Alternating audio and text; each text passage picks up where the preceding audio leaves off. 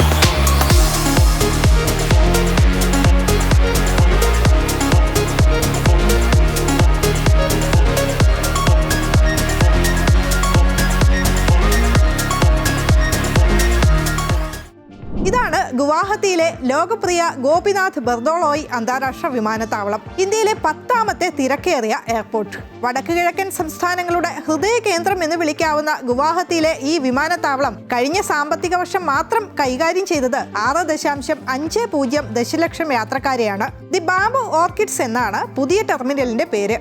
ഇപ്പോഴുള്ള ടെർമിനലിനേക്കാൾ 7 ഇരട്ടി വലിപ്പം. യാത്ര സുഗമമാക്കുന്ന അത്യാധുനിക സൗകര്യങ്ങളൊക്കെ ഇവിടെയുണ്ട്. വടക്ക് കിഴക്കൻ മേഖലകളിലെ വികാസ് കാ ഉത്സവ് അഥവാ വികസനത്തിന്റെ ഉത്സവം. ടെർമിനൽ ഉദ്ഘാടനം ചെയ്യവേ പ്രധാനമന്ത്രി നരേന്ദ്രമോദി വിശേഷിപ്പിച്ചത് ഇങ്ങനെയാണ്: പ്രകൃതി പ്രമേയമാക്കിയുള്ള രാജ്യത്തെ ആദ്യത്തെ വിമാനത്താവളം. വടക്ക് കിഴക്കൻ ഇന്ത്യയുടെ സാംസ്കാരിക പൈതൃകം വിളിച്ചോതുന്ന നിർമ്മിതി. 1.4 ലക്ഷം ചതുരശ്ര മീറ്ററാണ് വിസ്തൃതി.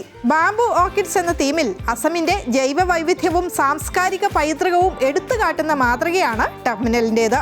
പരമ്പരാഗതവും പ്രകൃതിദത്തവുമായ മുളകൾ ഉപയോഗിച്ചാണ് നിർമ്മാണത്തിന് ഏകദേശം 140 ടൺ മുള ഉപയോഗിച്ചിട്ടുണ്ട്. താങ്ങി നിർത്താൻ 57 തൂണുകൾ. തൂണുകൾക്ക് ഒരു സവിശേഷതയുണ്ട്. വടക്ക് കിഴക്കൻ സംസ്ഥാനങ്ങളിൽ കാണുന്ന കോപ്പു ഫൂൽ അഥവാ ഫോക്സ് വാലി ഓർക്കിഡിന്റെ രൂപമാണ് ഇതിന്. കാസിരംഗയുടെ ദൃശ്യഭംഗിയും അസമീസ് തൊപ്പികളുമെല്ലാം ടെർമിനലിൽ കാണാം. അസമിന്റെ ഒറ്റക്കൊമ്പൻ കാണ്ടാമൃഗവും ടെർമിനലിന്റെ മുന്നിലുണ്ട്. തദ്ദേശീയമായ 1 ലക്ഷത്തോളം ചെടികൾ ഉൾപ്പെടുന്ന സ്കൈ ഫോറസ്റ്റ് ആണ് മറ്റൊരു പ്രത്യേകത.